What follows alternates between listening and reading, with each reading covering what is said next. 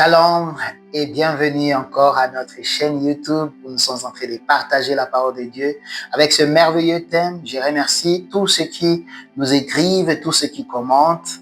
Merci, vous nous encouragez encore à continuer. Alors aujourd'hui, nous sommes dans notre dernier épisode du pourquoi nous ne vivons plus la puissance et la gloire de Dieu comme nous lisons cela dans la parole de Dieu. Est-ce que c'est Dieu qui a changé? Est-ce que c'est Dieu qui n'agit plus?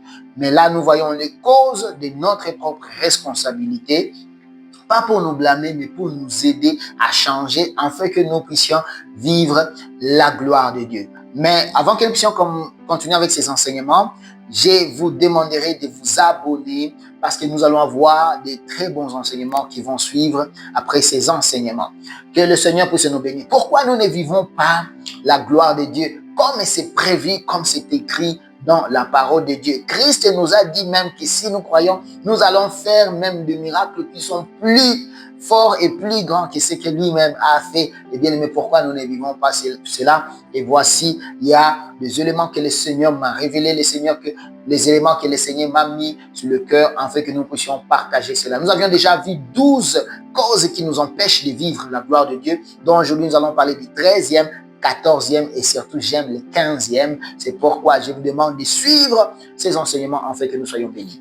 La parole de Dieu nous dit dans Jean 11, 40, la parole de Dieu dit, Jésus lui dit, ne t'ai-je pas dit que si tu crois, tu verras la gloire de Dieu? Si tu crois, tu verras la gloire de Dieu. Et j'aimerais dire à quelqu'un, si tu crois, bien-aimé, tu vas voir la gloire de Dieu. Et puis Romains 3, 23, il dit, car tous sont péchés et sont privés de la gloire de Dieu. C'est le péché qui nous empêche de vivre la gloire de Dieu. Alors, ici nous allons voir 13e chose qui nous empêche de vivre la gloire de Dieu. C'est ce que nous appelons les mauvaises compagnies. Les mauvaises compagnies. Bien aimé, les mauvaises compagnies, c'est parmi les causes majeures qui nous empêchent de vivre la gloire de Dieu. Comment est-ce que tu t'entoures? J'aime 1 Corinthiens 15 et 33, il dit, ne vous y trompez pas, les mauvaises compagnies corrompent les bonnes mœurs. Ne vous y trompez pas. La manière dont tu t'entoures, c'est la manière dont tu vas devenir. Si tu t'entoures des gens qui réussissent, des gens qui pensent positivement, des gens qui prient, bien aimé, c'est très sûr que tu vas devenir cette personne. Moi, je me dis, je n'ai pas vécu l'enfance comme tous les enfants parce que depuis mon enfance, je me suis retrouvé dans l'entourage qui est des serviteurs de Dieu, qui est des gens qui servaient Dieu. Pour moi, je n'avais que deux activités, c'est soit l'école, soit l'église. Et cela m'a mis dans cette atmosphère que vous voyez jusqu'aujourd'hui. Alors, les mauvaises compagnies nous amènent toujours dans des choses qui ne sont même pas nous. La mauvaise compagnie nous fait devenir la personne que nous ne sommes pas. Alors, Proverbe 13, 20 nous dit, celui qui marche avec les sages devient sage, mais celui qui fréquente les insensés s'en trouve mal. Si tu marches avec les sages, alors sache bien que tu vas devenir aussi sage. Alors, il y a des conséquences des mauvaises compagnies. Parmi les conséquences des mauvaises compagnies, il y a la perte de discernement. Le moment que tu commences à marcher avec les personnes qu'il ne faut pas, le moment que tu mets dans ton entourage les personnes qu'il ne faut pas, tu perds petit à petit l'essence de discernement. Ça veut dire que les choses que tu n'acceptais pas hier, tu commences à les accepter maintenant. Les choses que tu ne pouvais pas faire hier, tu commences à les faire maintenant. Les choses que tu n'acceptais pas, que tu n'imaginais pas bien sûr, tu commences à les faire. C'est pourquoi tu commences à les faire petit à petit parce que ça tue petit à petit le discernement qui est en toi. Cette conscience et cette morale-là que tu as en toi. Alors la mauvaise compagnie commence à tuer cela petit à petit et tu deviens la personne que tu ne voulais même pas devenir. Alors la mauvaise compagnie change notre intérieur en tuant le discernement en nous. Comme conséquence encore, c'est que la mauvaise compagnie affaiblit notre vie spirituelle. La mauvaise compagnie va commencer à affaiblir petit à petit ta vie spirituelle. Plus tu as la bonne compagnie, plus ta vie spirituelle monte. Plus tu as la mauvaise compagnie, plus ta vie spirituelle commence aussi à descendre. Mais aussi, la mauvaise compagnie t'amène dans le découragement des destinées. Dans la mauvaise compagnie, je me rappelle, moi je suis de Goma, dans la République démocratique du Congo. Quand on était enfant, on avait toujours un slogan qu'on disait en Swahili, dans ma langue maternelle. On disait « Musanganya hakusomaka ». Musanganya, c'est un riche de la ville. On nous dit toujours, entre guillemets, qu'il n'avait pas beaucoup étudié.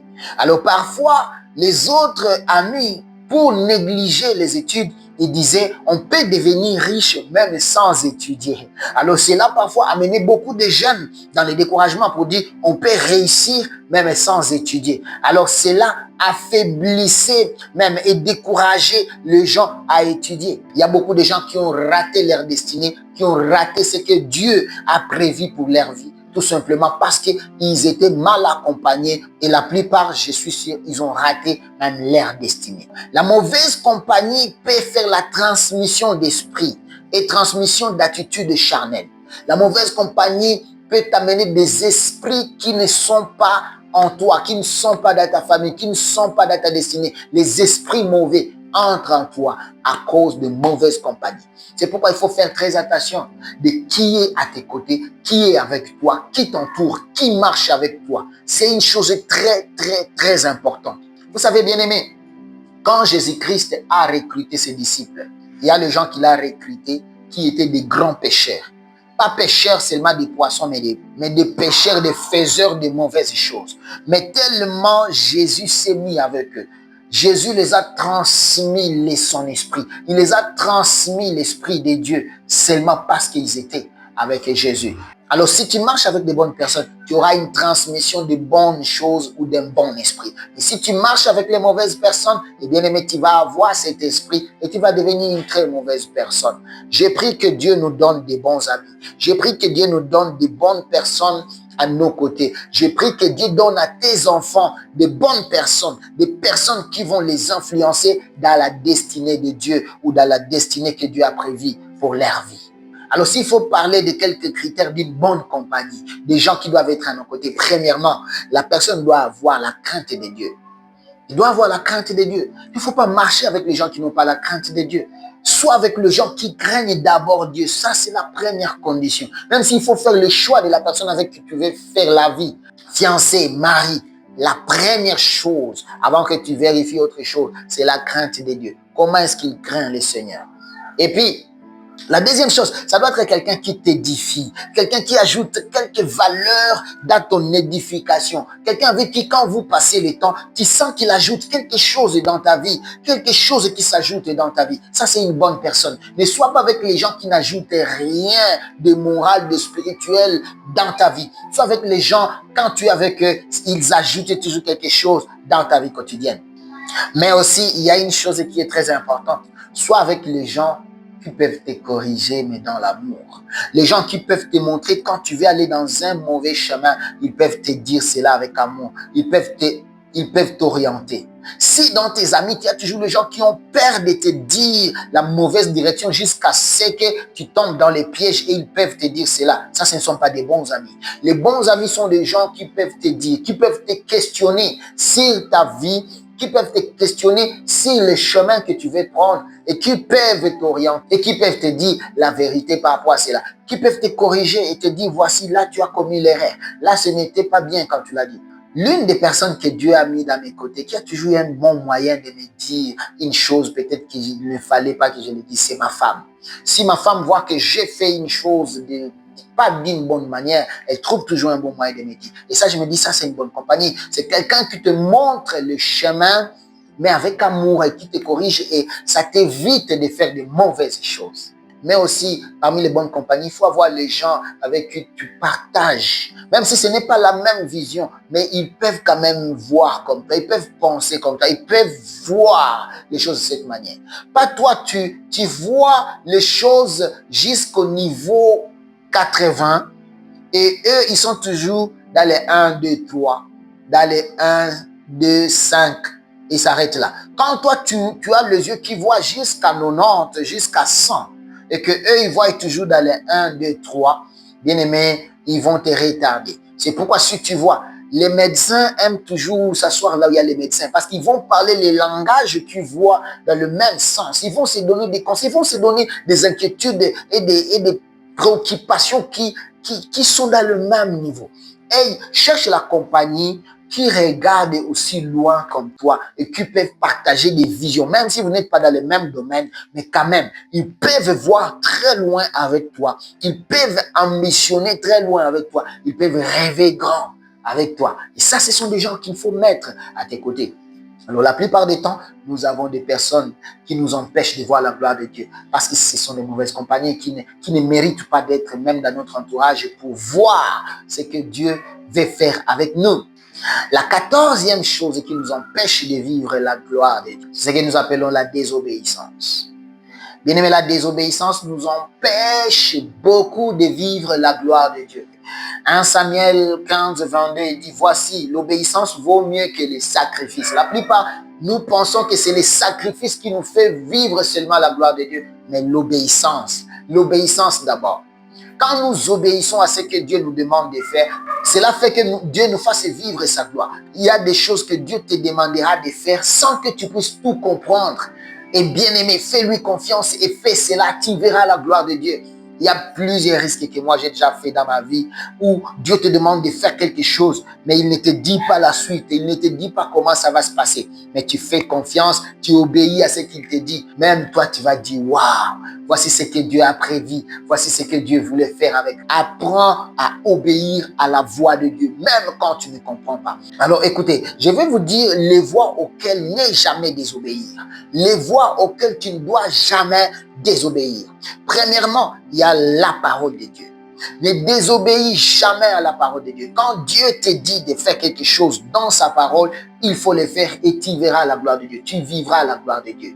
La deuxième voie auquel tu ne dois pas désobéir, c'est la voie du Saint-Esprit. Quand le Saint-Esprit te dit, fais quelque chose, ne refuse pas, ne te questionne pas. Quand tu sens que ça, c'est le Saint-Esprit qui vient de me dire une chose, il faut le faire et tu verras la gloire de Dieu. La troisième chose, c'est la révélation divine. Quand Dieu te parle au travers de la prophétie, quand Dieu te parle au travers d'une vision, bien aimé, bien sûr, il faut discerner, il faut avoir le discernement. Mais quand tu sens que c'est Dieu qui vient de les confirmer, le discernement est OK. Bien aimé, il faut obéir. Si Dieu t'a dit de changer la ville, de quitter, de partir, il faut obéir. Si Dieu t'a dit de commencer le commerce, il faut obéir. Si Dieu te dit quelque chose, s'il te montre une vision, il faut le faire et tu verras la gloire de Dieu. La voie auquel tu ne dois pas encore désobéir, c'est la voie des autorités spirituelles. Ça peut être ton père spirituel.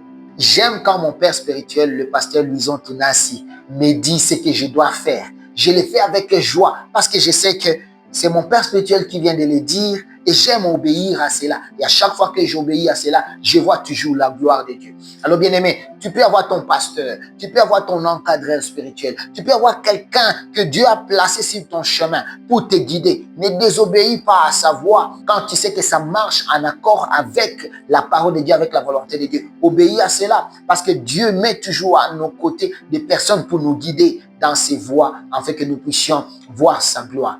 Mais aussi ne minimise pas cette voix intérieure que Dieu a placée en toi, cette lance voix qui parle à basse voix, que Dieu a mis dans ton cœur, qui te parle à basse voix, en douce voix, et qui te parle et qui te dit, voici ce que tu dois faire, mon fils. Voici ce que tu dois faire, ma fille. C'est toujours une voix douce et tu vas sentir que ça te donne la paix. Ne désobéis pas à cela. Avance et fais cela et tu verras la gloire de Dieu. J'aimerais nous parler de quelques conséquences de désobéir à la voix de Dieu. Parmi les conséquences de désobéir à la voix de Dieu, c'est le retrait de la gloire divine. Quand Dieu se retire, quand tu désobéis, bien-aimé, à l'ordre de Dieu, Dieu se retire. Et bien-aimé, quand Dieu se retire, qui sera encore avec nous? Je préfère que le diable se retire. Je préfère que les démons se retirent. Je préfère même que les anges se retirent. Mais que Dieu ne se retire pas de moi. Alors, quand nous désobéissons, bien-aimé, Dieu se retire.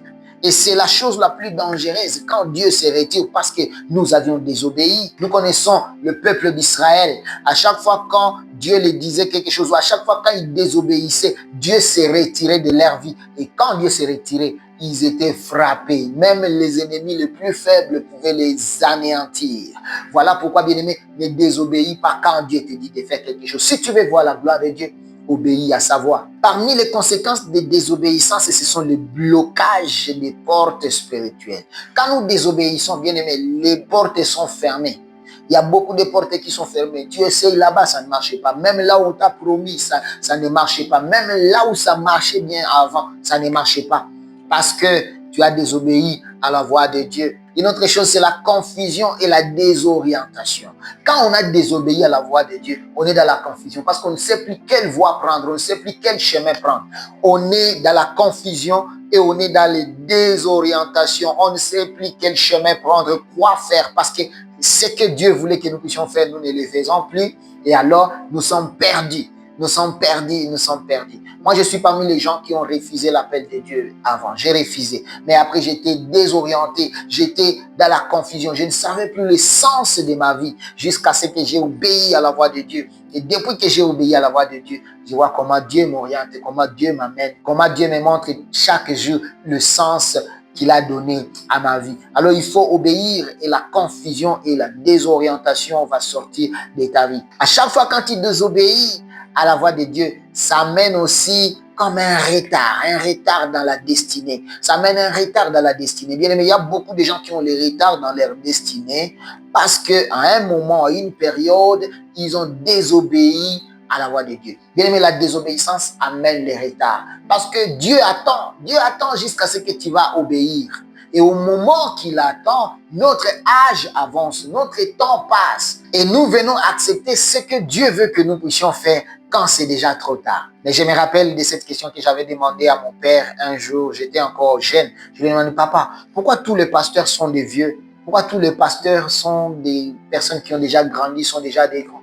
Et il m'a dit, mon fils, c'est parce que la plupart des serviteurs de Dieu acceptent l'appel de Dieu quand ils sont déjà en âge avancé. Ça, c'est l'une des causes qui m'avait poussé à accepter la volonté de Dieu, à obéir à la voix de Dieu pendant que j'ai encore toute la force pour les servir. L'obéissance va t'éviter de passer le temps inutilement et faire retarder ta vie dans un domaine où le Seigneur t'attend. La 15e chose qui peut nous empêcher de vivre la gloire de Dieu, c'est ce que nous appelons la colère. La colère, bien aimé, nous empêche de vivre la gloire de Dieu. Je pense ici, quand je viens de dire la colère, vous pensez à un homme de Dieu que Dieu a utilisé puissamment. Dieu lui a promis même qu'il va faire entrer le peuple de Dieu dans la terre promise. Dieu lui a montré que là-bas, il y a le lait et le miel. Mais il n'a pas mangé cela parce qu'à un moment, il était tombé sous les émotions de la colère. Mais écoute ce que la parole de Dieu nous dit dans Éphésiens 4, 26. Il nous dit, si vous vous mettez en colère, ne péchez point. Ça veut dire que c'est normal, en tant qu'humain, tu peux sentir la colère en toi, tu peux sentir ce mécontentement, tu peux sentir cette réaction émotionnelle, c'est naturel. Mais bien aimé, la parole de Dieu nous demande maintenant, quand nous avons cela, que nous ne puissions pas pécher. La colère est mauvaise quand ça nous amène à pécher. Et la plupart du temps, la colère nous amène toujours à pécher. C'est par les actions. Les actions que nous posons sous la colère, c'est ça même le péché. Donc je dirais, la colère en soi, c'est une émotion que je peux dire qui peut arriver à tout le monde. Mais ce sont les actions que nous posons poussées par cette colère, poussées par ces émotions qui nous amènent à pécher. Si tu tombes dans la colère, ne pêche pas. Alors la colère nous empêche souvent de vivre la gloire de Dieu. Cette colère-là ouvre, premièrement, comme conséquence, ça ouvre les portes au péché. La colère ouvre la porte au péché. Nous péchons par la colère. Et puis deuxièmement, elle détruit les relations. La colère, je connais beaucoup de gens qui ont détruit des bonnes relations par la colère, par l'agitation, par les actions et les réactions liées à la colère. Tu perds la relation de quelqu'un que Dieu a prévu dans ta vie pour être une bénédiction pour toi. J'ai pris que Dieu nous aide, que Dieu nous donne la sagesse, que Dieu nous donne l'esprit de calme, afin que nous ne puissions pas perdre des relations importantes que Dieu a prévues dans notre vie pour vivre et voir la gloire de Dieu. Mais à cause de la colère, nous les perdons. Que Dieu nous accorde grâce. La colère peut attrister le Saint-Esprit. La colère peut attrister le Saint-Esprit et peut bloquer nos prières. Parce que tu es en colère, le Saint-Esprit se sent triste et nous ne voyons plus la gloire de Dieu. Mais aussi la colère peut nous conduire à des paroles et des gestes que nous allons regretter après. Je connais beaucoup de gens qui ont fait des choses par la colère, mais après ils les regrettent. Mais souvent, ce n'est pas facile de réparer les actions que nous avions déjà posées, les paroles que nous avions déjà dites. Ça a déjà blessé la vie de quelqu'un. Alors, bien aimé, la colère peut faire que nous ne puissions pas vivre la gloire de Dieu dans une certaine dimension, mais aussi la colère. La colère, je dirais ça comme entre guillemets, la colère peut nuire à ta santé. La colère peut nuire à ta paix, la paix intérieure. La colère peut nuire à ta bonne santé. Il y a beaucoup de gens qui ont des maladies liées à la colère. Ils sont très colériques. Et alors, tu peux mourir avant de vivre la gloire de Dieu à cause des maladies qui sont créées par la colère.